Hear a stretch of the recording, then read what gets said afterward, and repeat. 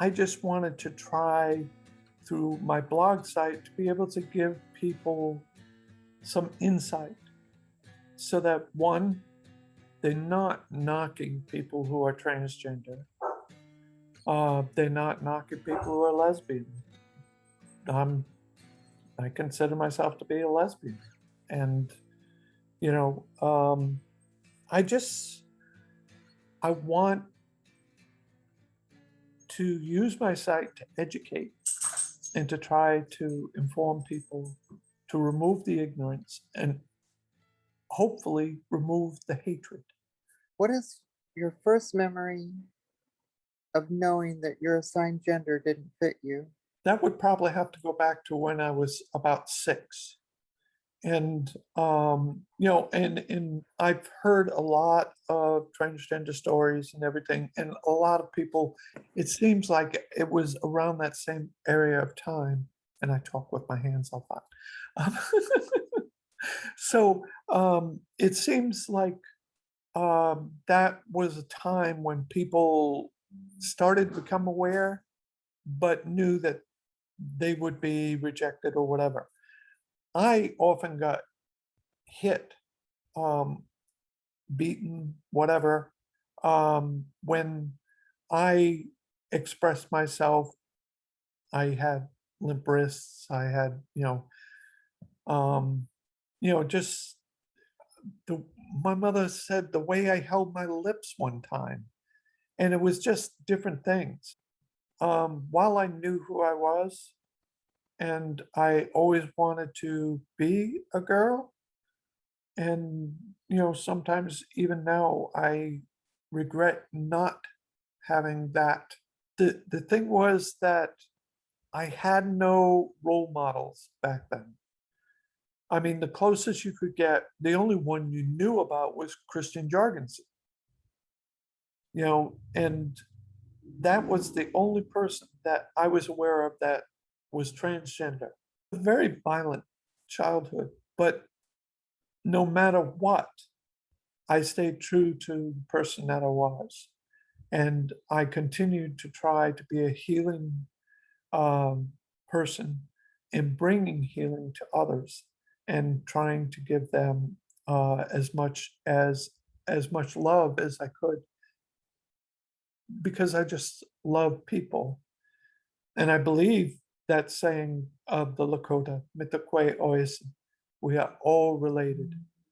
And I see that, and I want to live that.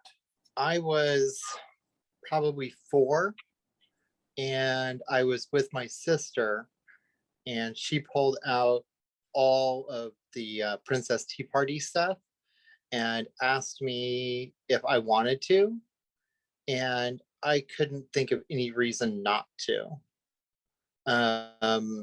So yeah, that was the beginning of it, and there was like no like Little Prince stuff or anything like that. It was all like very girly, very princessy attire, and I remember that quite well, because yeah, I felt normal. I felt like me. My earliest moment when I finally accepted that I was probably trans was in 2014. So not that long ago. But I spent a long time exploring and suppressing and masking and concealing to protect myself, but also to protect my loved ones and protect my relationships. So, I mean, probably the earliest memory I can think of when I had a desire to be doing or be what the other girls were doing was when I was in like year 3 or something, and I could see all the girls doing gymnastics and playing elastics and jump rope. And I just wanted to go and do all that stuff. I didn't want to do all this boy crap. So I kind of did. I've never really had much of a problem just going and doing stuff when I wanted to. Until I got in trouble and they kicked me out of the group because I wasn't a girl. But I'd start it, I'd try it out. I remember having splits competitions with the girls. I was not bad at it. I'm pretty flexible. Yeah, that was actually one time I did get kicked out of the group because I was better at the splits than one of the popular girls, and she couldn't handle it. And she was just like, "No, you gotta go." I'm like, "Fine, I'm better than you." But that was a long time ago, and I didn't have language or understanding that I could possibly be a girl inside. I didn't know that. I just wanted what they had. That's all I knew, and that's all that really went through my head for the longest time. Innately, I knew I was a girl, but I didn't know explicitly. Like, nobody told me that because nobody else knew. And I have very clear sort of like snapshot memories of times where I felt like a girl, or times where I felt something was off. So one of those is like playing with my friends. One of them was a girl, and just being really like interested in her and wanting to be around her. The other one is being at a May Day event, like the May Queen, the May pole and all of that. And I don't know how old I was, 5, 6, 7. I was little and I was cute enough to be pulled for the job of ring bearer. And so here I am, supposedly this little boy dressed in like this ridiculously like bright Easter type suit, holding this pillow with the ring on it for the May Queen. And it didn't feel right. I did enjoy it, kind of. I think I also fell asleep holding the ring, but I think that was because I was bored with what I was expected to do, but I was completely fascinated with the May Queen. And what I didn't know is I wanted to be her, and like when she approached me, then I was just like, wow, like really fascinated and enamored. What I know in retrospect and hindsight is that gender conditioning is relentless and starts at birth. And so, and as people, we don't know that's happening, right? As babies and infants and children, like we're just wide open and like, yay, life is fun. And then, but all of the, there's this insidious thing happening that's not nefarious. Like nobody's like saying, oh, you're wrong. It's just, especially when I grew up in the 80s mostly. Was born in the late 70s, 1976. So then I grew up in the 80s and then the early 90s. And trans issues were few and not seen, largely. There are some exceptions, and actually those exceptions, I think maybe this is part of my answer, is like, I knew when I, at some point, and I don't remember how old I was, saw Renee Richards, who is she prefers the term transsexual. She's a transsexual tennis player who fought to play in Wimbledon in like the 70s. And at some point in the 80s, somehow I saw a picture of her. And I didn't know, like, that's the first trans person I ever saw. And I didn't know she was trans, but I knew she was different. And I knew, and then I found out, like I read, and I was like, oh, that's a thing. And I had never known that before. And there are little milestones along the way where far before that, innately I knew I was a girl, but I didn't know explicitly. Like nobody told me that because nobody else knew. And I have very clear sort of like snapshot memories of times where I felt like a girl or times where I felt something was off. So one of those is like playing with my friends. One of them was a girl and just being really like interested in her and wanting to be around her. The other one is being at a May Day event, like the May Queen, and I've had to parse that out too as I've come out and grapple with this idea of like, well, what is my attraction to women? Is that simply because I want to be one, or I am one, which is more accurate? Yes. Or am I physically, sexually, romantically attracted to women? Yes, it's both for me. So I've gone from being sort of seen and classed as a heterosexual male, which I've never been, to being a gay woman, which I've always been and love being and celebrate. And then I also have to integrate. I have to work really hard to see my masculinity in a way that is clear and not distorted and tainted by all the patriarchal bullshit values that we're all relentlessly slammed with. I call it a caricature and a distortion of true masculinity, which is true masculinity is, for me, my masculinity and femininity are quite similar. I don't like the concept of polarity. I think that's not true for everyone. I certainly don't think it's true for me. Was there a toy that you really wanted to play with, but you were never able to? Was there an activity that you always wanted to do, but your parents wouldn't let you? Maybe you never asked because you knew the answer. And I was always told, I should be playing with GI Joes and stuff like that. So I didn't want to. So I kind of compromised in that I had a Howdy Doody doll. So I was learning ventriloquism.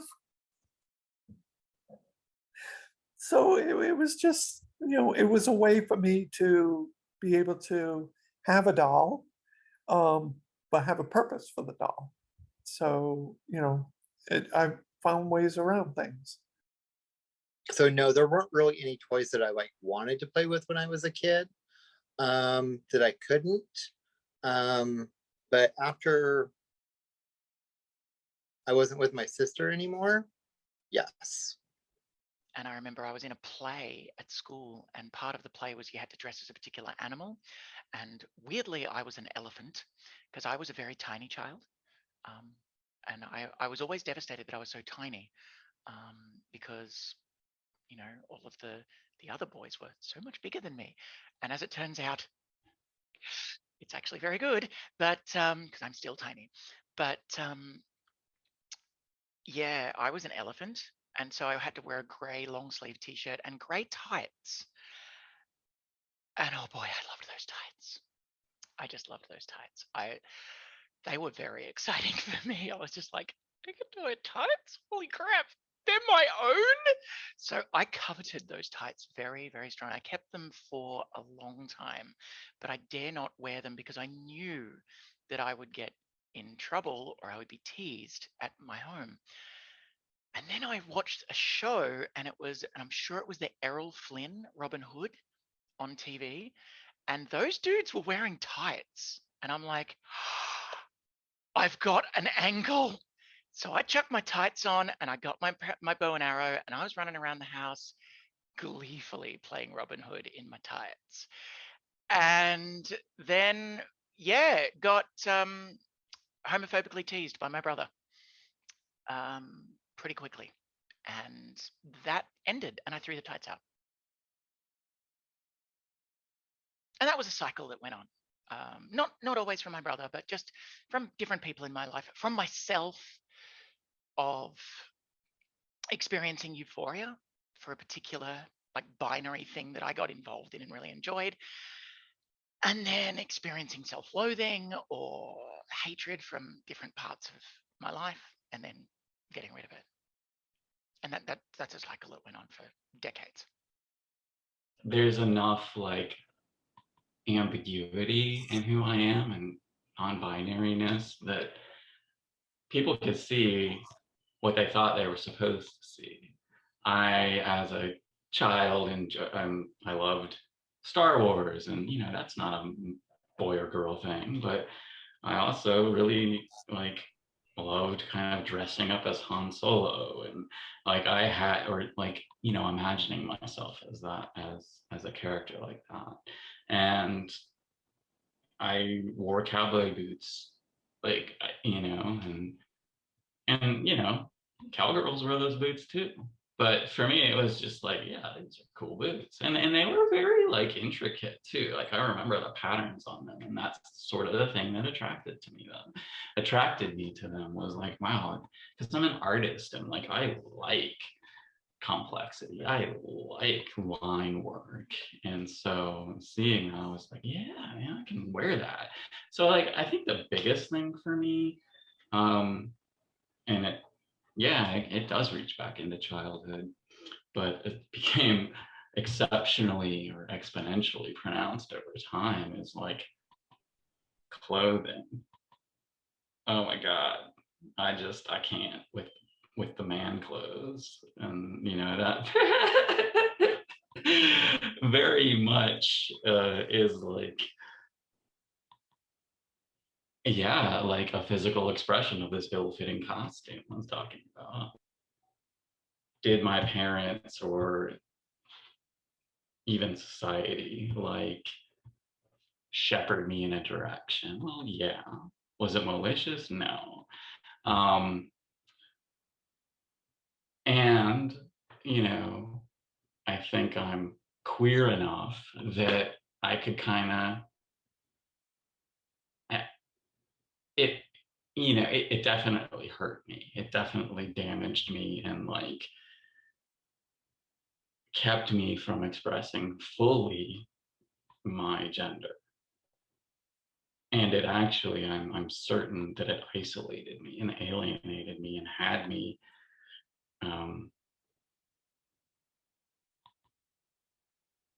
dive into coping mechanisms that were not healthy, like ultimately are not that healthy. And yet, like, because I didn't really want to hang out with a lot of boys, I went into my imagination.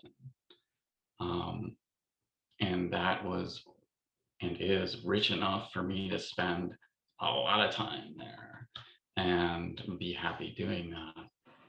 How did it feel having to be somebody else for so long? It's weird because I experienced something called depersonalization, where my female side lived behind a leaded tinted glass window, and my other, which is my dead name person, was my shield and took the brunt of all of that, of all of the feelings and emotions that I had. But even there was a limit. But no, I always felt as though I was never me, and it hurt a lot to not be able to be who I am.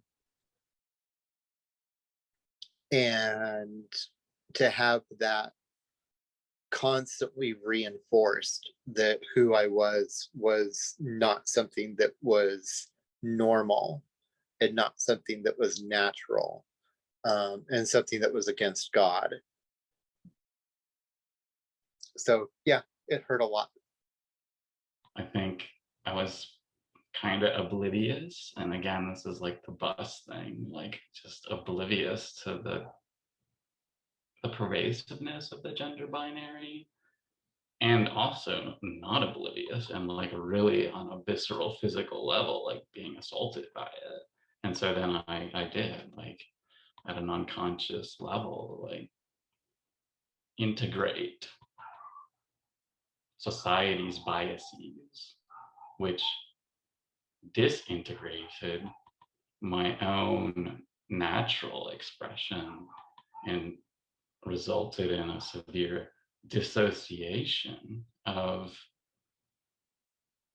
my social persona and mind from my body. And so then again, getting back into spirituality, like the spirituality of my transness is embodying physically who I am as a soul, spirit, as an emotional human being. And that's beautiful. Like I own that fully because it's fan-fucking-tastic. Who was the first person that you told and how did they react? The first person that I told was my second wife, and it was a disaster. She wanted to destroy me, and she really did try. I lost my job because I came out and everything, and just my whole life was destroyed. So I decided to revert and go back to being what everybody wanted me to be. And it was destroying me, and I was highly suicidal. But in the end, um, I met uh, my third wife. Yeah, I'm racking them up. I'm becoming Zsa Zsa Gabor.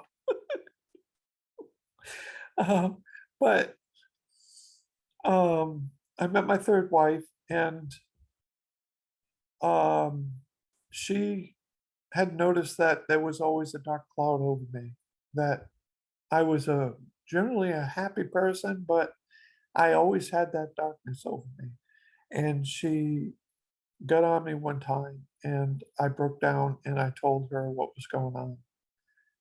And at the time, I had lost a good friend, and he died, and I was sitting there listening to what they were saying about him at the memorial mass, and basically they were saying how genuine he was and what a big heart he was, and you know, and I was like, I am such a fraud, and I started beating myself up, and it just added to that dark cloud that was over me, so that when my wife pressed me and I finally broke down and told her, she says, well, we're going to do this. And this time, there's no backing out, there's no going back. And she stood by me and helped me through all the stuff that I had to go through and everything. And I got my surgery in 2020, I think it was. And I just, and after that, she says, I think this is the end of us. So, despite being there for me through everything, she decided that that was the end, that she's going to live with a woman. So, um, she ended it. And of course, it's still lingering because we haven't got the divorce final or anything like that, but I tried to come out on a couple of different occasions. Back when I was 13, I tried to come out. And I told my caseworker, no, I'm sorry, I told my therapist, who told my caseworker, and then they put me in a facility, because that's not something that, you know, normal people were. This would have been 13, would have been 1986. And I grew up Mormon. So they put me in a facility for to go through conversion therapy. So that was the first time.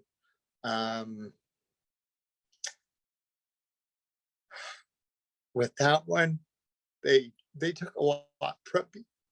They took my love of God and turned it against me. They took my sense of self and they turned that against me. They made me hate myself, and that hurt a lot. It took 13 more years before I tried to come out again. This was about 1999 when I tried to come out again. And I went through, then you had to go through a personality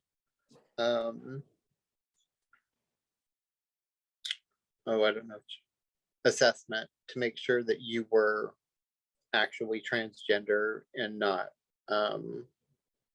something else. So I went through all of that. It was like 5,000 questions, and it was administered by a therapist. And so they asked you every single question, wrote down your reply, and then wrote down notes for it. And obviously I made it all the way through that because, well, I'm transgender. So, and just submissive enough and not so aggressive and stuff like that. So you definitely had to prove that you were a girl or feminine. And I got through all of that, and I found out that it was going to cost about $1,500 a month. And at the time, I was bringing home about 12. So there was no way that I would be able to afford it. And then this last time, it was 22 years later. Can I just No, ask, no, I take that back. Go ahead. what was the $1,500 a month? What was involved in that cost? Therapist, you had to go every week, and it was $200. And at the time, insurance only covered 6 visits a year to a therapist. Mhm. I know that's hard for people in Canada to understand, but that's the way that it was here. Mhm. It's not that way now. And then also HRT. And that was just to be on HRT was about $1,500 to $1,800 a month. That's no surgeries, that's nothing. That's just HRT. And then about 4 years ago, almost 5. So about 17 years later, I came out to my daughter, because she came out to me as pan sexual. And so I came out to her, and she asked me if my wife knew, and I said no. She's like, does mom know? And I was like, no. And she goes, well, we have to tell her, and we'll tell her together. And so she came out to my wife first, and then I came out. And fortunately, I didn't lose anybody there. My son and my daughter are both, and my wife are all like tremendous cheerleaders for me. Both of my parents are gone, so neither my dad died 10, 12 years ago now. I don't know how that would have went. But it doesn't really matter now. And my mom's never been in my life. So she passed away like about a year or so ago, and I never told her because, well, why would I? There's no reason to. So this time, you didn't have to do the same questionnaire and proving yourself, and this No. time you could afford it. Was insurance what made the difference, or what? Like, Yeah. Insurance has to cover HRT now. So, and also so I pay like $10 for a 3-month supply. And even before, it was only like $15 for a 3-month supply. So I was on estrogen, progesterone, spirulactin, and finasteride. So it was like 40, what is that, $60, $40 to $60 every 3 months, as opposed to a lot more back before. And so when I very first came out, I was very much a trans medicalist, which means that I believe that in order to transition, you had to go through medical transition.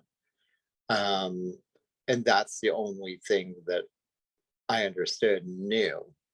I'd done some reading and stuff like that, but there was a lot of controversy around both ideas, and there still is really, as to whether or not you have to medically transition.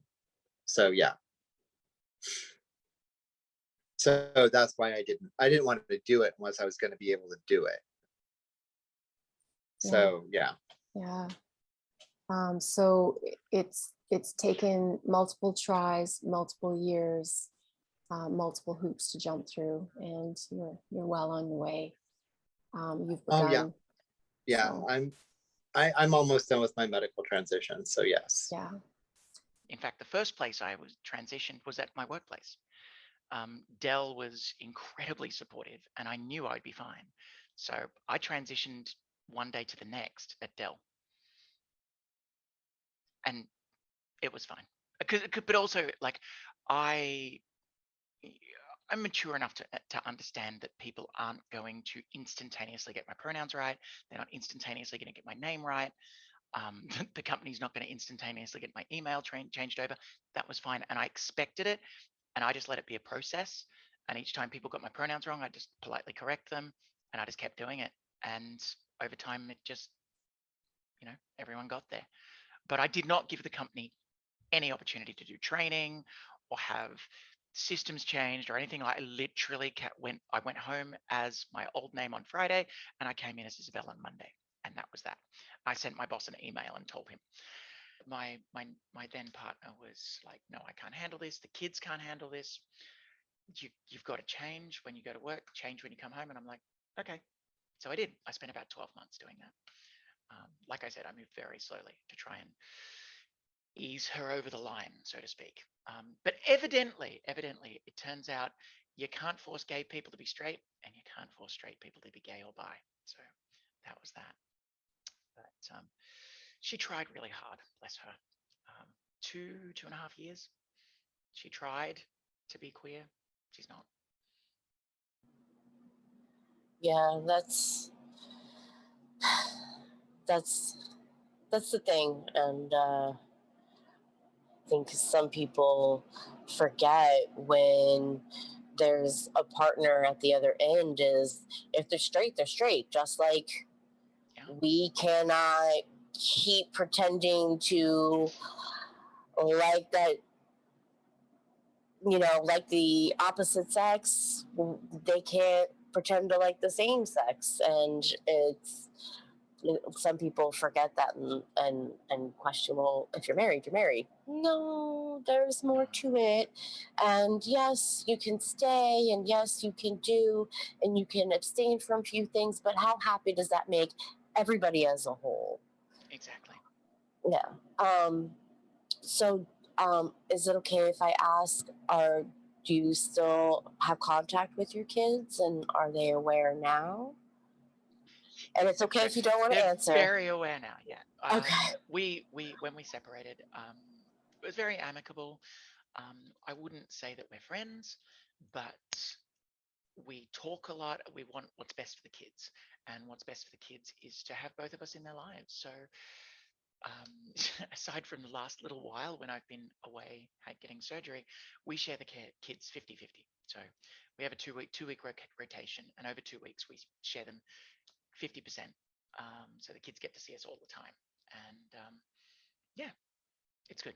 It's actually better because I'm a much happier, less frustrated, less angry, less stressed human being these days. That's And the perfect. kids notice it.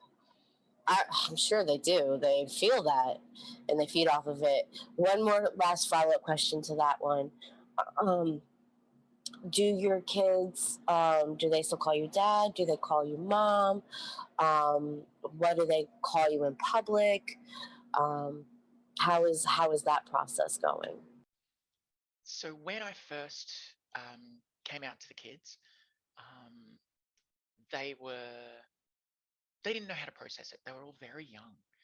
Um, so my maths is terrible, so I couldn't possibly tell you how old they were, but you can do the maths. You're all very clever with maths, I'm sure. So my eldest is 14 right now in 2021, and I told them all what was happening in 2016.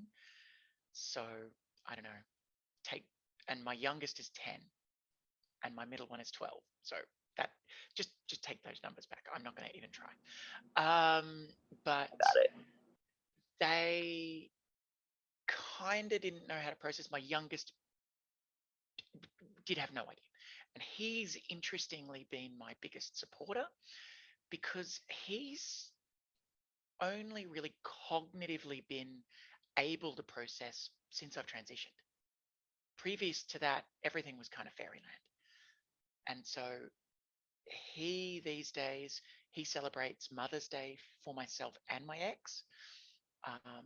To his friends, he just says he's got two mums.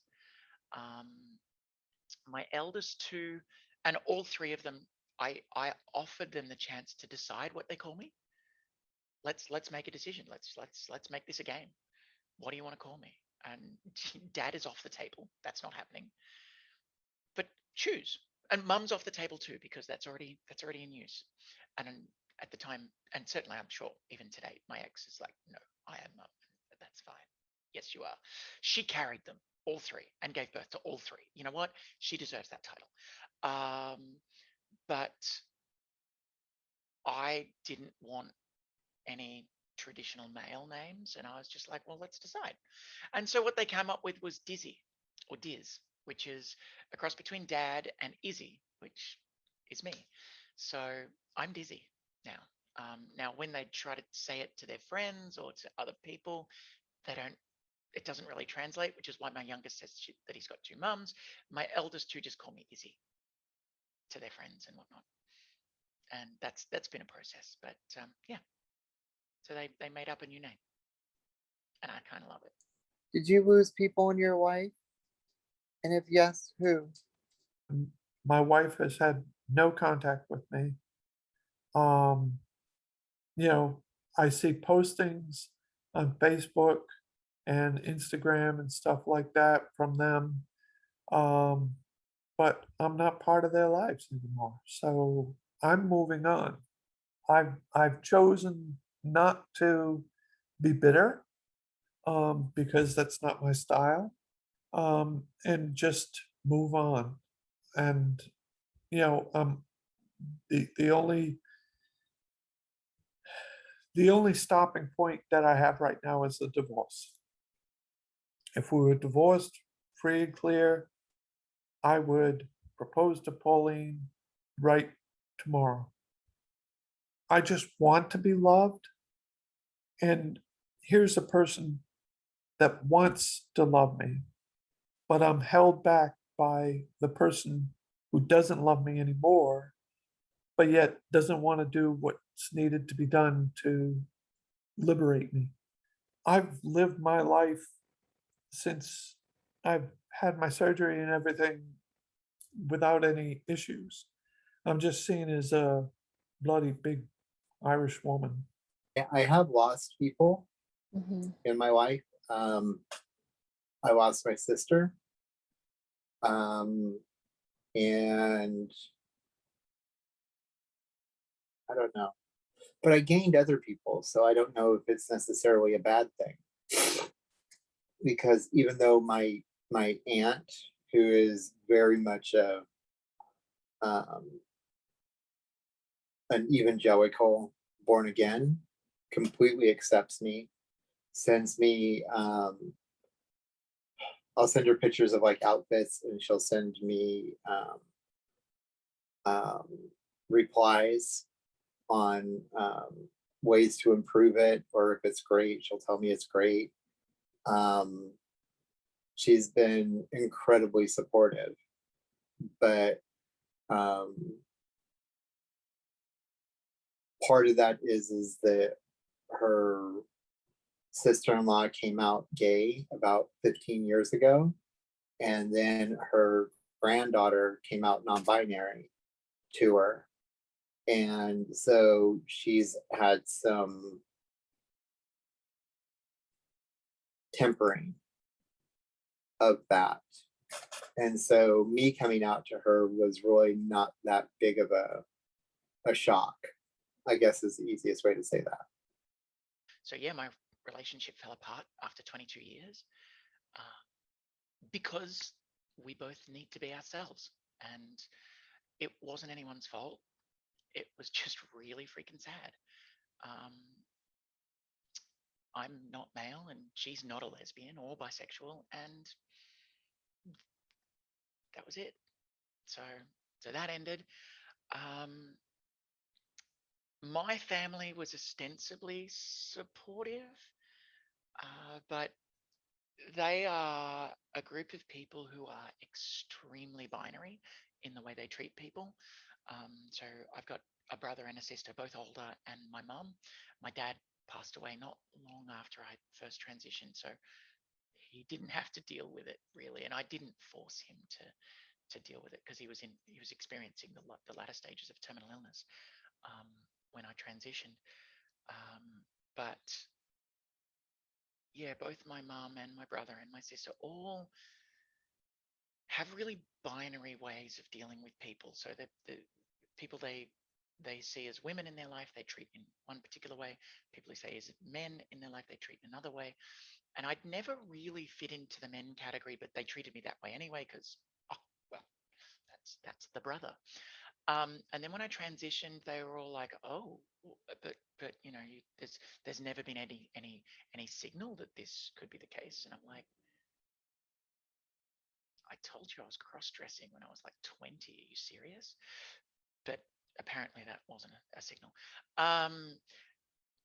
And ever since then, it's just been really awkward. Just any interaction with them is really awkward, and they obviously feel it because they have reduced the amount that they want to interact with me almost to a complete non-interaction.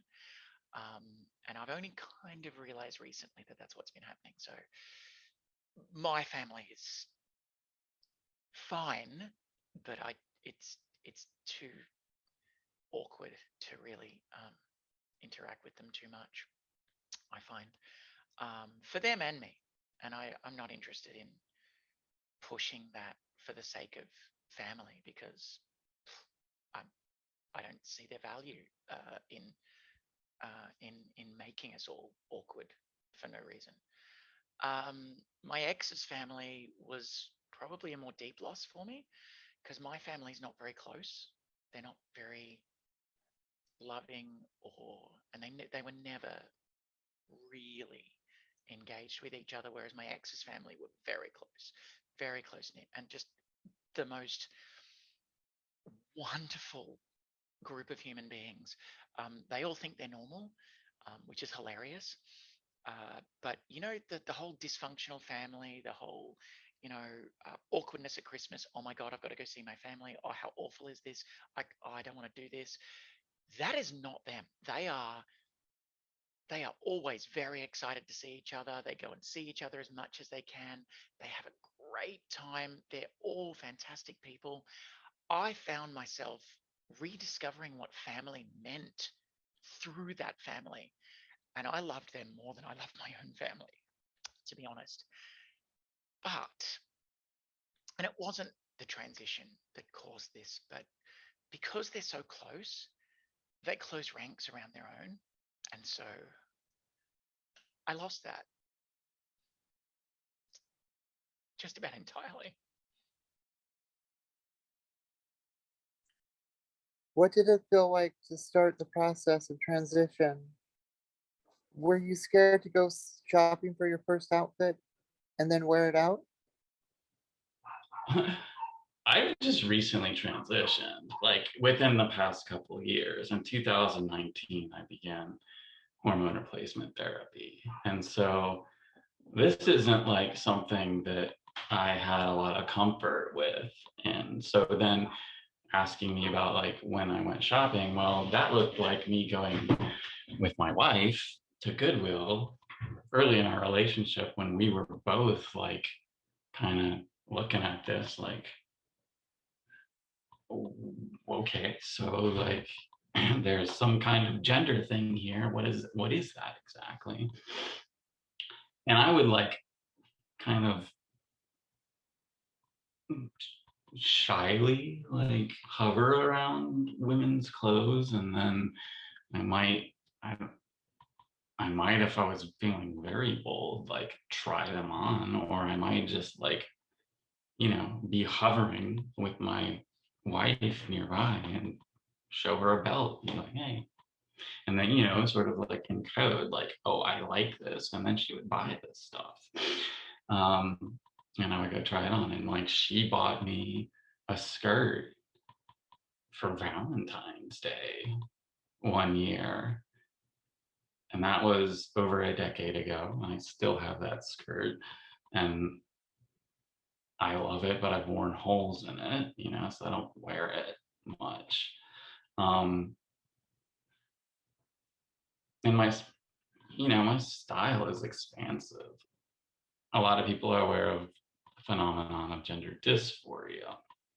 And that can look like a lot of things, and it's painful, and it can be understood by the person experiencing it at like a pretty comprehensive level, or not.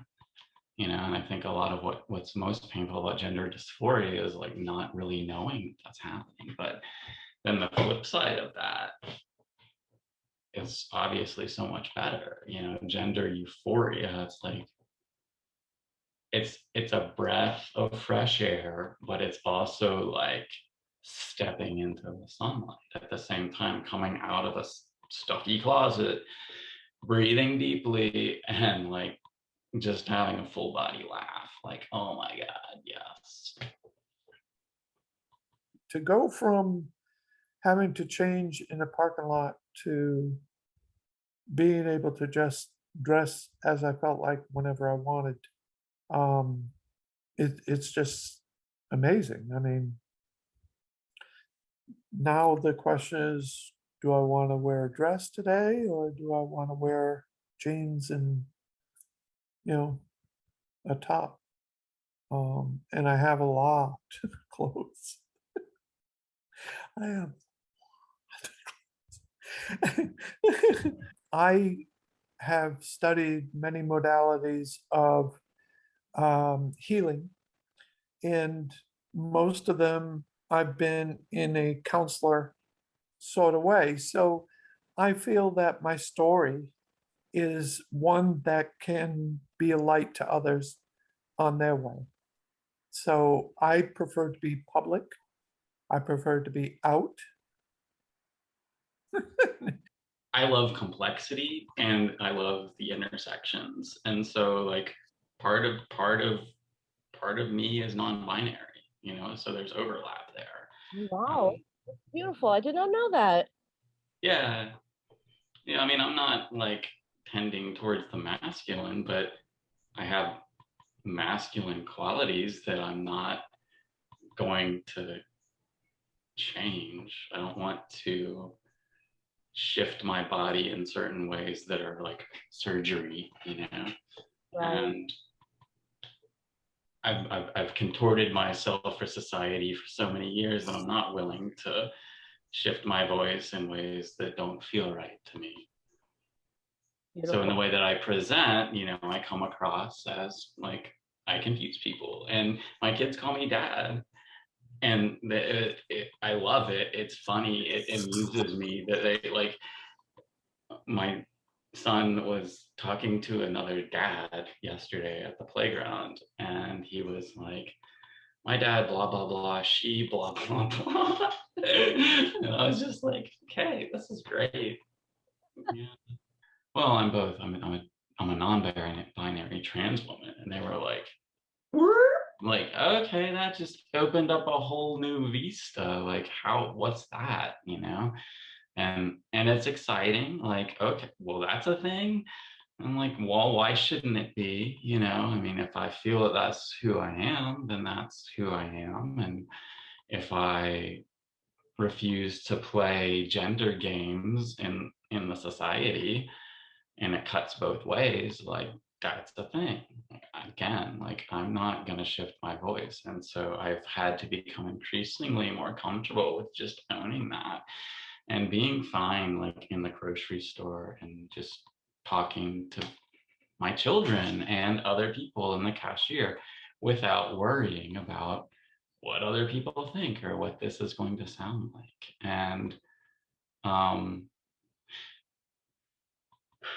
my transness and my non-binariness, it's simply the spectrum, and it's me understanding my particular place within it, like on it, and how that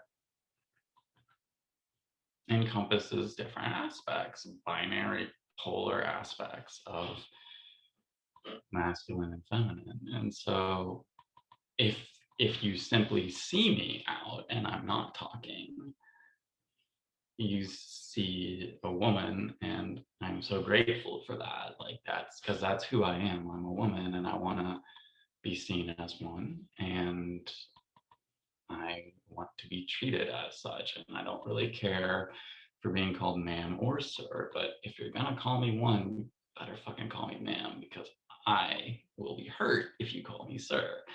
And that's real, and that's something that I really struggled with for a long time as somebody who is perceived as male and being paid respect by being called sir, and just being like like I knew it didn't feel right. So I think as I spent a lot of time processing before I was ready to make the actual transition, which includes hormone replacement therapy and coming out. And so I've had a lot of safety in my relationship with my wife and a lot of time and space to process. It's both euphoric and dysphoric at the same time. So, or not dysphoric, there's another word. It's dysmorphic is the better word to use, right? I see the clothes on my body and I'm like, those are super cute. But at the same time, I'm also like, why would you want to wear that? And it's all going through your head at the same time. And every day you have to make that decision that you're going to wear it. And you have to fight the 1,000-pound weight that's on your back and in your brain telling you not to. And after a little while, it gets easier and easier and easier to carry all of that together. But at first, it is not. And we also have this idea in our heads of what we think we look like and what we actually look like. So when I very first started wearing girls' clothes, my clothes, they were a lot younger than was probably, or let me rephrase that. The idea that I had in my head of the clothes that I wanted to wear was a lot different than the clothes that other women my age wear. So that was something that was hard to overcome as well. This idea of who you are versus the reality of who you are. And yes, you should be able to wear anything that you want, but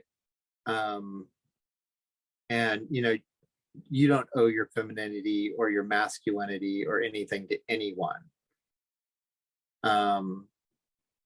But then there's also the reality of the situation.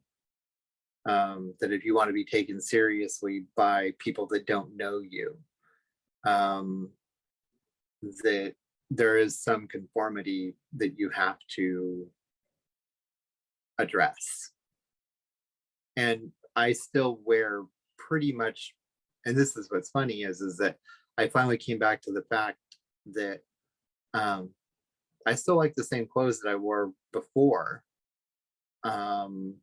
They're just more feminine now. So it's like jean skirts instead of jeans. And it's the female cut version of my heavy metal shirts and my and the other goth stuff that I love, that I've always worn. It's just now I have my nails done and I wear makeup with it. And my hair's actually shorter now than it used to be. So yeah, it's growing back out in a different style. But I've always had long hair, because I took on that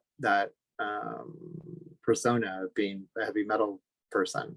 So yeah, and I'm still with that persona. I like Metallica and I like all kinds of heavy metal and Pantera and all of these bands, right? But I also love like super girl power music as well. So there's a weird balance there between my clothes. It took me a long time to really understand my style and to be confident enough to own that. So what can I wear that's kind of in that in between space that I would go shop at. I don't know if you're familiar with the store H&M, but I would go shop there, and because it just, I didn't know much about it, but I just felt this vibe okay, yeah, no, we're all the genders, just you can come and do what you want and find what you want. And then I would find these clothes that were sort of in between, they'd be in the men's section, but they were feminine and they had a seam in the back or something. And it was oh wait, so, and then I began to identify these things of well, that's a women's clothes things, and buttons on the different sides. Just well, I don't understand why we have to do it this way, but I like it. Okay, that gives me an identifier. Weirdly, I only in the last sort of 3 years have finally got to the stage where I don't give a shit if I pass anymore. I don't care. I just don't care. I will go out in the street in cargos and a t-shirt and boots, and if people interpret me as female, fine. If they don't, I'll correct them. But I just feel comfortable. I don't wear heels anymore. I used to wear heels a lot, because I thought that's what I should wear. Gotta look that part. But forget that. I'm into sparkly Converse and boots. But yeah, I guess trying to pass was the initial phase of it. And now when I look in the mirror, which I didn't back then, I look in the mirror and I think, yeah, you're going to pass today. You'll be fine. Because I can see this woman looking back at me and I'm just like, yep, this is what I've always wanted. This is good. So I guess it kind of, the ability to not give a shit about passing coincided with the fact that, yeah, it was just going to happen. Which is probably not unheard of. I don't have that male gaze thing that I need to satisfy. I want to satisfy how I feel more than anything else. And as I do that, I find, yeah, women are pretty okay with it. So I guess it kind of, the ability to not give a shit about passing coincided with the fact that, yeah, it was just going to happen. Which is probably not unheard of. So I have a follow-up for that. Did when you were still in your cross-dressing phase, and then transitioning to being Isabella, you said that you had to feel like you had to wear the high heels and all that. Do you feel that it was more trying to pass or trying to discover your style of clothes, or just super excited that you don't care and you're going to wear whatever you like on the rack at that moment? So for you, how do you feel it was more of, or maybe even like the age you were, because you started cross-dressing, you said 20 years ago. Yeah. So that's a lot younger, and that's a different style. I mean, we certainly all don't dress the same as we did 20 years ago. No. So do you feel maybe it was an age thing, or if you really just wanted to, in your face, I am woman, hear me roar? I think it's a combo of all of it.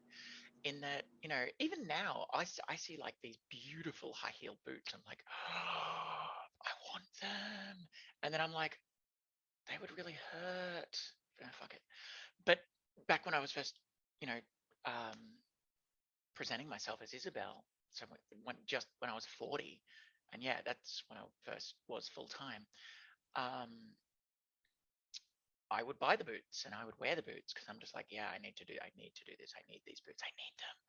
And it was a combination of the excitement of being able to have this thing that I'd always wanted and wear it every goddamn day and enjoy it and just love it. And I did. I thoroughly enjoyed it. I just immersed myself in it.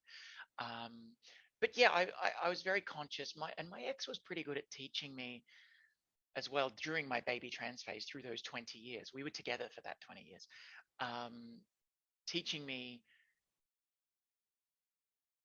what really like is and isn't okay from a feminist perspective in how to represent how you feel about women.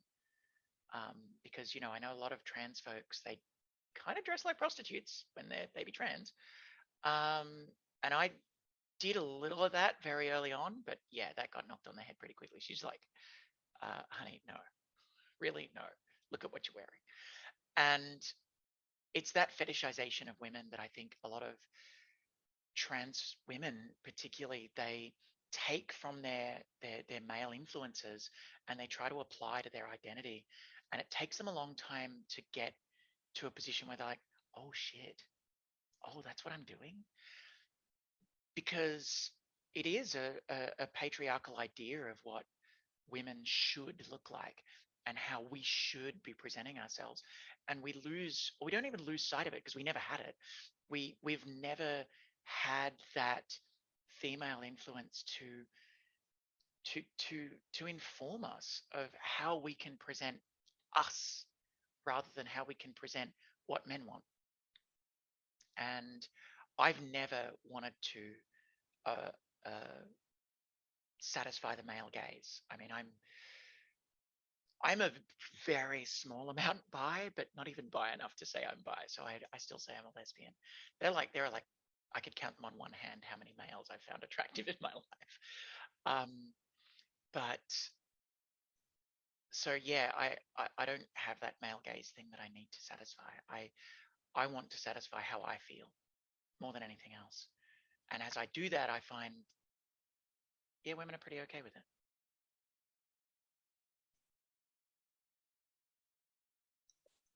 I love that answer.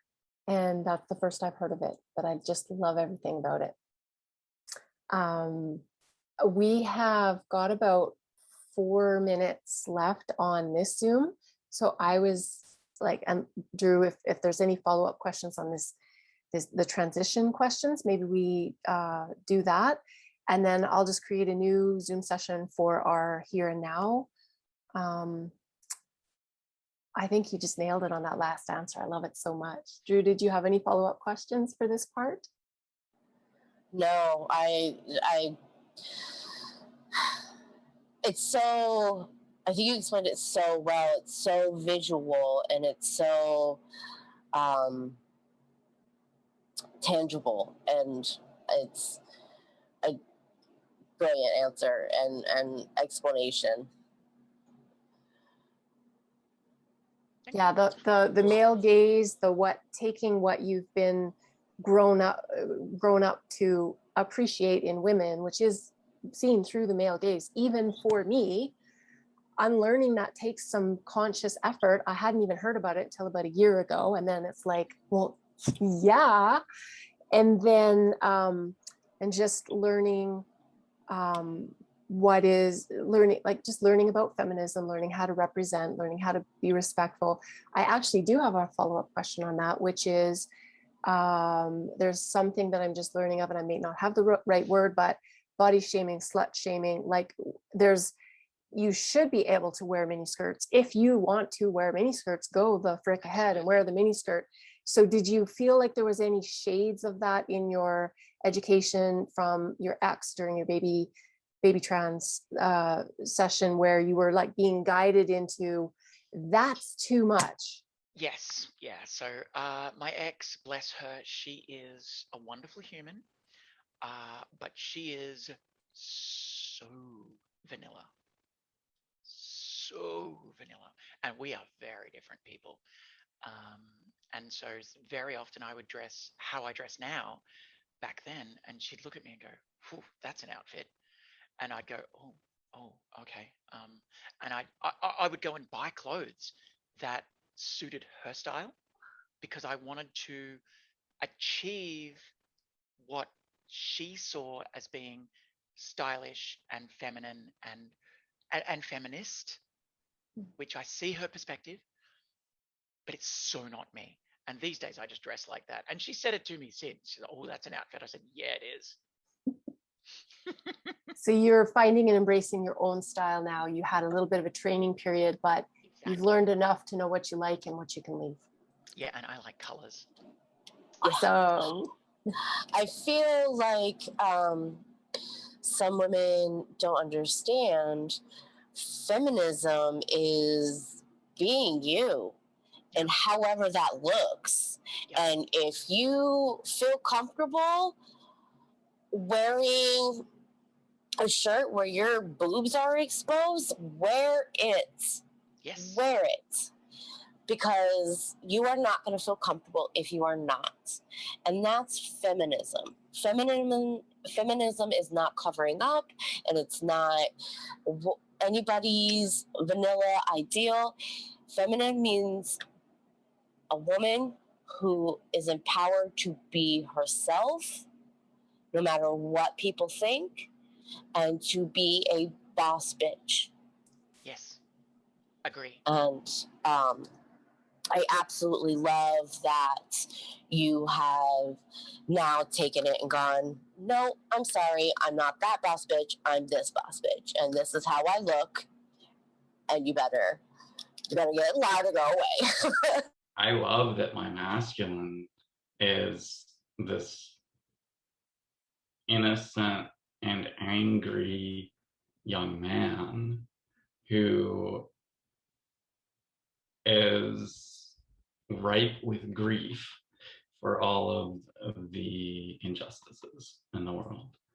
And I love that my feminine is this fully expressive, badass bitch who does not care what society thinks. And my job now for my life's work, at least this aspect of it, is to weave those two together. I do kind of eschew labels, and yet I'm so grateful for them. And I am happy to be a trans woman. I'm happy to be queer.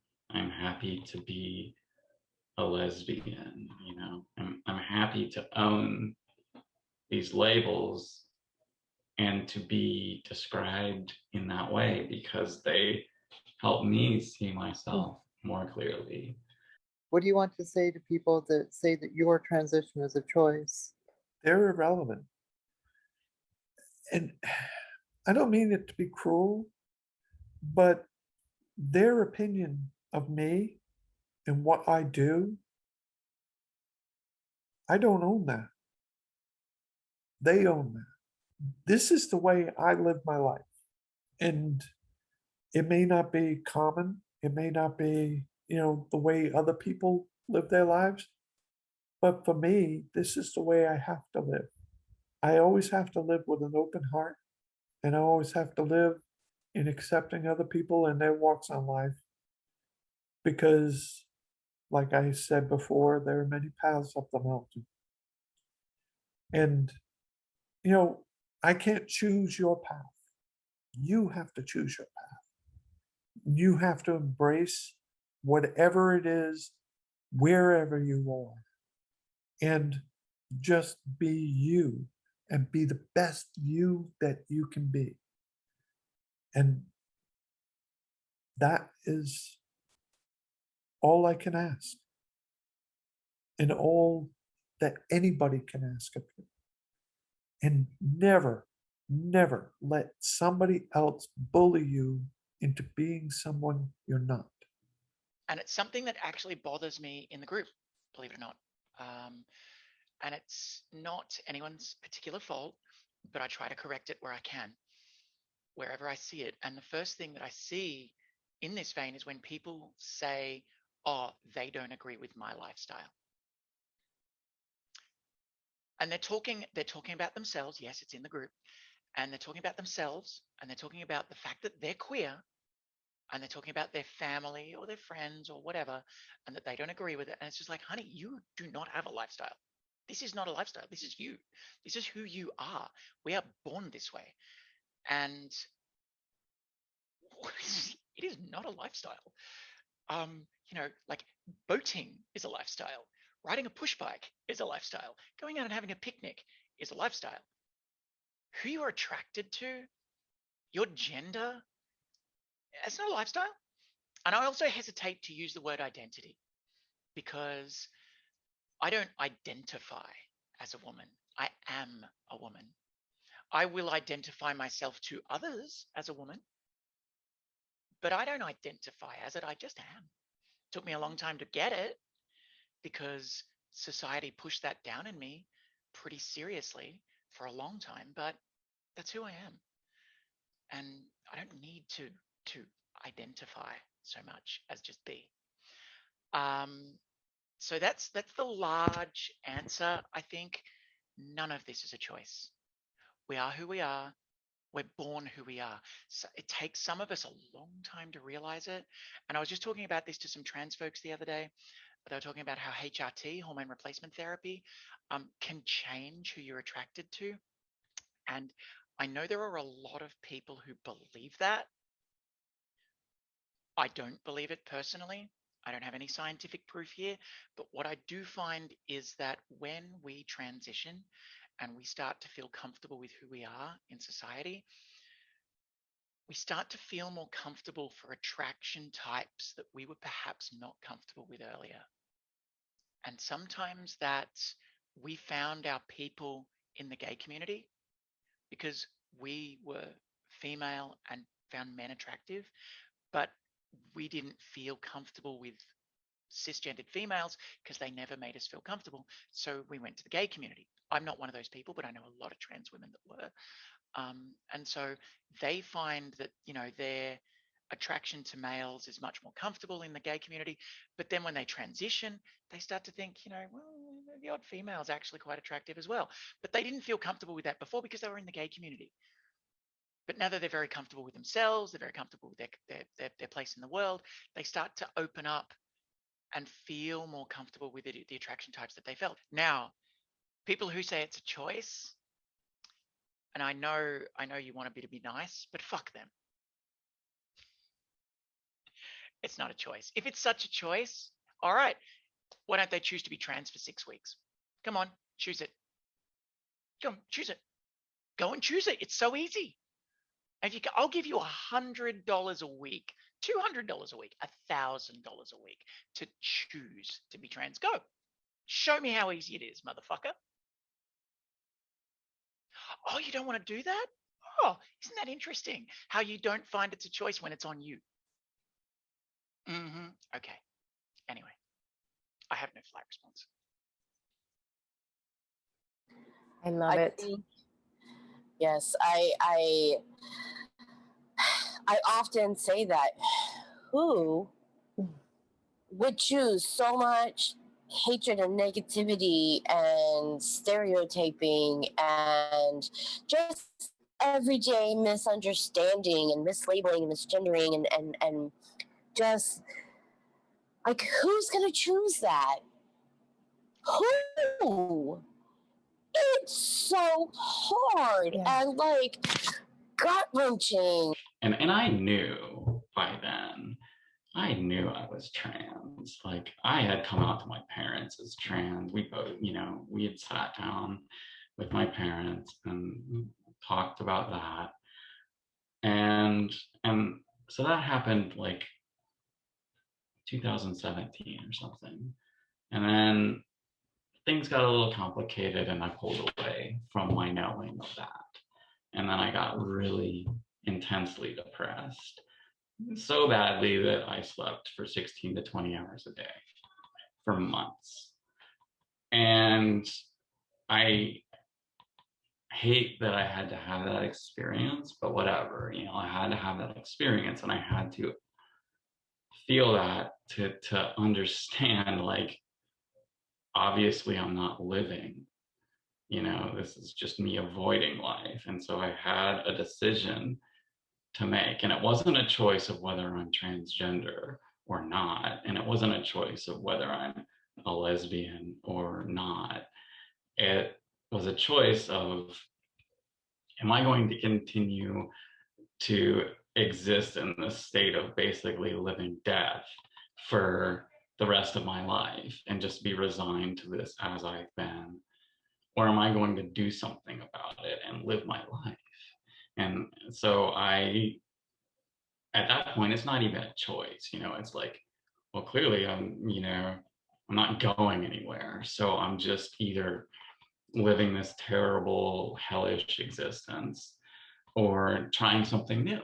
So let's try the new thing. And God, I'm glad I did, because I've met people and made friendships and community that I had never imagined that I would.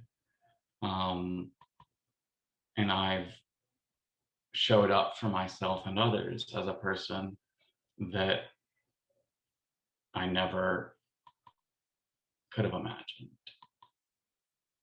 And so, I mean, it's transfigurative, like, and it's who I've always been, but at a very deep level. But then this suppression, cultural, societal, and then like internalized, so personal suppression of who I am. I mean, it's hard to go through life like not knowing yourself and trying to show up in the world with all of its complications and requirements. I don't think people should do that. Like, that's not, it's not happening. So What do you say to those who say that you're not a real woman? First of all, I've never heard that. Nobody has said that to me, and nobody dares to say that to me because I'm 5'11" and 230 pounds, and I was trained by the military. So they're not going to give me an issue. But for the most part, I haven't really had any issues. And I've walked all over the city. What is womanhood? That's one of the best questions. Are you, you know, if you're saying that I'm not a woman because I can't have babies, well, there's a lot of women that can't have babies. There's lots of AFABs that can't. So I actually really like that term. I'm not gonna lie. But there's an awful lot of people that are assigned female at birth that can't have, that really, really want to. But your womanhood doesn't boil down to your womb. I mean, do you guys have like a standard? What, right? Like what exactly are you talking about? Do I have to wear high heels, a skirt, and a blouse and makeup every day? Do I get days off where I can just, you know, like laundry days where I just get to wear shorts and a t-shirt? Online? Oh yeah, so much, so many times. And I usually respond to transphobes in a way that forces them to block me because they can't handle what I'm bringing to them. Because I like to respond to transphobia with questions, always questions. And I like to ask questions that lead them to a cliff of realization. And they either jump off the cliff or they realize. And most often they jump off the cliff. Sometimes they back away and they just disappear. But I have never had a situation online where, you know, I've felt so set upon that I've had to block somebody because I just ask them questions. And my first question to anyone that's going to say, "Oh, you're not a real woman," I say, "Okay, well, define real woman for me. What is a real woman?" And it's always with transphobes, it's always some bullshit that they read. It's always a particular biological feature that they're going to pick up on there are so many variations on, or they're going to be, you know, just hating and they won't answer the question. So I'll take a different question tack and just lead them into a place where they can't escape, which is joyous for me because I like to watch people suffer when they're horrible people. But I find that behind just about every transphobe, and just about every transphobe that hides behind biology, there is a patriarchal horror show just sitting inside that person where they are applying those biological rules to cisgendered women more than anything else. And they are trying to prove to themselves and others that there is a biological imperative that makes men better than women. And it's just like, you horrible patriarchal piece of shit. Let me see if I can hurt you. I'm sorry, that's where I go. That's where my brain goes when they say that stuff. I think it's important to stress, like, trans women are women, and I was never really a guy, but that's how I was perceived. And that's how I perceive myself, because that's how I was perceived. Like, it's so complicated. It is so complicated. I feel that statement because being non-binary, I know people look at me and automatically see a woman. And when I do have short hair, I don't always have short hair. Most of my life I've had short hair because I just feel it's more comfortable for me, but I've had long hair. And so, but when I have short hair, they'll look and they'll think automatically masculine lesbian. And so I will say, you know, um, to give people short answers, you know, lesbian or this or that, because I don't have time to go into what I am and who my attraction is. I just know how the world perceives me. So I felt that statement. I really felt that, um, because we are very aware how the world perceives us, and it's it doesn't always feel wonderful, and it's every day I feel like I come home and I've got to take it take that off, Mhm. take that. That's Yeah, that's terrible. And then, there was probably a time too, I don't know, I'm assuming you know, where you felt you weren't able to take that off. And that's what it felt like for me. It's like I've described it as being in an ill-fitting costume, but it's one that you like that is kind of forcibly put onto you, and then you never take it off. So, Forcibly put onto you is, yeah.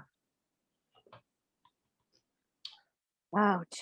It's definitely it's a hard one, and it's hard to take off. mm.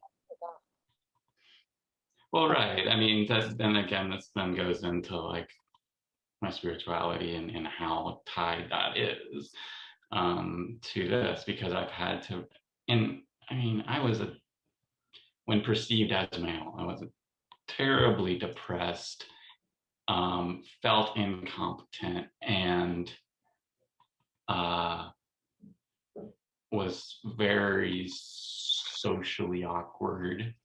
I like to think of it not as, and I use the word spectrum, but rather because spectrum denotes polarity, that there's an end. It might be really far apart, but I find it more helpful to think of this as a sphere, Okay, right? yes. Yeah, not a And checkbox, but it's also an ever expanding sphere where these qualities eventually, just like if you were to travel around the globe, you'd come back to where you started. Well, so the qualities actually meet at some point, and we've just simply we've been subjected to, we haven't made this, we've been subjected to social distinctions of either or. And we all are operating within that, and honestly, like I'm okay with that. Like I'm happy to deal with that, as long as you see me on the closer to the pole that you're seeing things through. So I need people to see me as a woman, which is why I wear a wig, and which is why I often wear makeup. It's not because, well, no, it is. It's because I really love to play with makeup, but it's also because I am going to be more comfortable out if you're not seeing my beard stubble. And I can shave that multiple times a day and cover it with foundation, and I'll be okay. How does it feel being you? Do you have any regrets? Biggest feeling is scared. Because there's so many trans women and trans men that end up cast aside or on the extreme fringe of society, end up homeless because they can't find jobs. That's gotten better, but it's still not absolute by any means. I've been looking at other jobs, and I had a couple of interviews since my transition started, and I always have to use this voice, and I have to act very demure, and I can't be my normal hard charging self in interviews because I can definitely come across as a ball buster or other words that people like to use for women that know what they want. So yeah, I don't have my only regrets are that I didn't do it sooner, that I wasn't able to live a full life for my whole life. That's the only regrets that I really have. And it's funny because um, in a lot of chats that trans people are in, the question always comes up. So if you could pick to be born a cis woman or to be trans, but be able to transition early, which one would you pick? And I always pick be trans, but be able to transition early. Yeah. My biggest regret is that because I'm trans and not a cis woman, I couldn't have kids. So yeah, I mean, I have kids, but it's not the same. So yeah, that's a big regret, but that's more of a wish than anything. So yeah, So you mean just so I want to make sure I understand what you mean. You mean that you would have liked to carry them? yes, yes. Knowing everything that I know about what children do to your body and all of that stuff, I would still pick that as a definite yes. Yeah, I still struggle with my gender identity and being non-binary and gender fluid. And the only thing that I'm thankful of being born in a female body is that I could carry my kids. And that's the only thing that I'm thankful for. But I understand the weight of it. I understand the weight of being able to do that and what that means. And um, it certainly doesn't make you a less of a parent not being able to carry them. Oh no, I understand that. My kids are great. So yeah, in spite of everything that we did, they turned out great. So yeah, they don't call me mom. I just asked them, if you can't call me mom, then just call me Nicole. But no, it's still dad. And I guess that's a small piece of dysphoria that I have to get over. So not everything's perfect. No, I have a few of my friends um, who either their kids still call them dad, or they call them dad at home and their name in public. So, it's just what you guys are comfortable with. And Yeah. Well, in public, they just say Nicole. So it's not a perfect thing because when I started my transition, my son was 11 and he has been very afraid that he's losing his dad. I'm like, no, I'll still teach you how to shave. Duh. And all the other stuff. Duh. Said, but being a good person really has very little to do with what your dad teaches you. But yeah, learned behavior is learned behavior. And since I don't hit people, he doesn't hit people. And because I don't, there's lots of stuff that's just learned. But yeah. And it's got, I hit my phone. I'll have to fix that. Fix it in post. Never happened. It never happened. Exactly. So it's, I don't know. It's one of those things that you can either kill yourself over or you can just move on from it. It's like, is that the hill you want to die on? So yeah. and do you feel the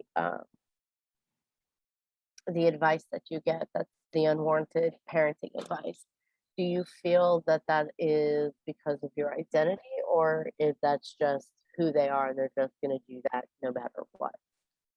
No, they're just old, and they're still clinging to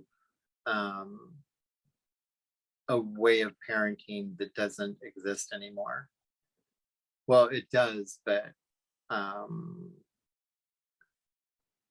it's not as successful. Let's put it that way. And we're having pretty good success. So yeah. But yeah. And I don't know. When I very first came out, my wife's parents very much refused to refer to me as Nicole and all this stuff, even after my name was changed. And my son will deliver blistering condemnations to them when they don't refer to me correctly. He'll stop conversations dead stop. And my wife Elizabeth will do the same thing. If they say something about me or ask a question about me and don't use my correct pronouns or my correct name, she won't answer their question. She just continues on with the conversation. So yeah. But now her mom totally refers to me as Nicole and everything else. So it's her dad. Her dad. I'm gonna. It should be charged up. It's charged up enough. So her dad is the primary one. He is very much dyed in the wool. What's funny is that he picks these religious arguments he doesn't even believe in himself, but then he's willing to die on the hill over them. Like he gave us birth control because he's a pharmacist, so he would like fill Elizabeth's birth control even before we were married and everything. But then he's like, well, birth control is wrong and so is abortion and all this other stuff. And I'm just like, Jim, why? But yeah. So yeah, no, it's not because I'm trans, it's because they want to control things. Because they're control freaks. But yeah. Anyway. So we have about 4 minutes left. We've gone through, I think we've gone through most of the questions. Maybe just the last one there, about what was the hardest part of your journey, unless Drew, you had a different follow-up question that you wanted to use. No, I think I'm good. Okay, let's run with that one then. So Nicole, what was the hardest part about your journey? Tomorrow. Yeah. So tomorrow is always the hardest part of any journey. It's not the step that you're on right now because you've already made that choice and you're already there. It's tomorrow. The unknown. The unknown.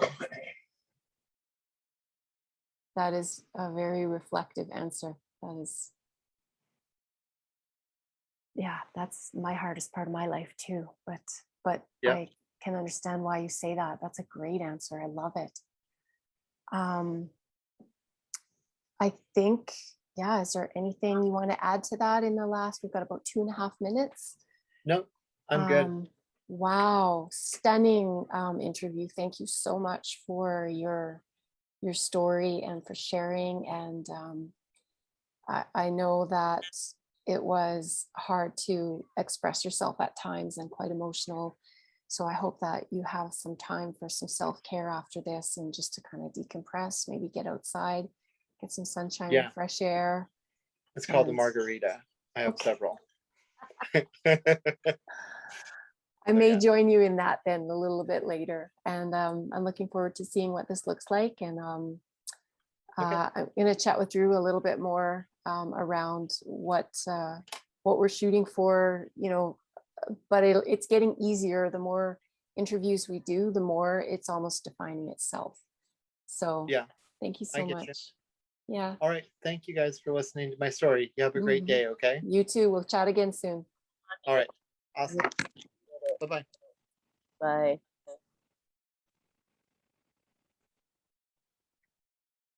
Drew, we have a minute and a half. I'm going to hit stop on recording. No, I have no regrets about what I've done. And I had to leave it up to the powers that be, whatever that power may be, whether it's the creator, whether it's Tankashila or whatever, you know, Buddha, whoever. But basically, I've decided to rather than fight the flow, I'm just going with the flow as best I can, so that, which ended up bringing Pauline into my life. And, you know, she's shown me a lot. And I feel true love for once in my life. If I was to transition younger, and I know a lot of trans folk are just like, I regret not being able to transition when I was a teenager. And I get that. I feel that because life would have been really different. But I would have been in the 80s and the early 90s if I transitioned as a teenager. I'd have, I might have been kicked out of home. It might have been, maybe not kicked out of home. It might have been so awkward that I just left home. It would have been very, very, very difficult. I definitely wouldn't have 3 beautiful children right now. Certainly not the same ones. And so, no, I don't have any regrets. My life is fantastic right now. I'm really happy about the way my life is going. I love my kids. And no, I can't have regret. If I had regrets, it would mean I regret my kids existing and being the people they are. And I definitely don't regret that. They are wonderful humans. And I look forward to watching them grow more. What was the hardest part about your journey? I think the most difficult was with my second wife, and it was mostly because she tried to destroy me mentally, besides financially. And the thing is that that's on her. No matter what, it's still on that other person. It's not on me. I was just trying to be me. And because of ignorance and hatred, and especially because she was deeply Roman Catholic, so that added to the fire. So just the whole idea, it always comes back to, you can't allow someone else to dictate who you are. You always have to be true to yourself, because if you're not honoring yourself, then you can end up going down a dark path that you don't want to travel. You always have to be true to yourself and be open and honest with yourself. And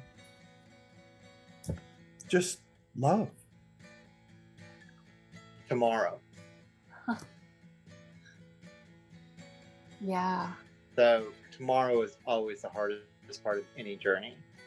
It's not the step that you're on right now, because you've already made that choice and you're already there. It's tomorrow. Losing my family. That's it. That's been the hardest. Losing my relationship, but that is also part of what was my family.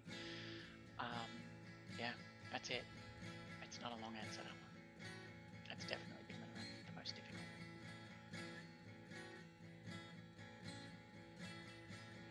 That was so important to me that this is y'all's voice. Because Michelle came to me months ago, because I'm non-binary, gender fluid, and was asking questions. And I said, Michelle, I do not have the same experience as trans. I said, I'm under the same umbrella, but I just do not have the same experiences.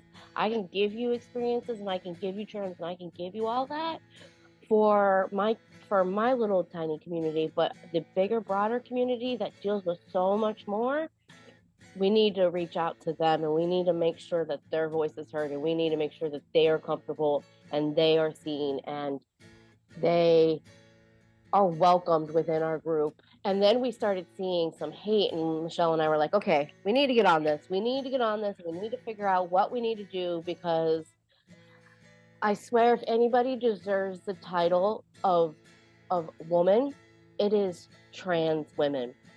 Like, you guys go through so much, and you're such beautiful people, and we just really want to express this in the video. Oh, thank you.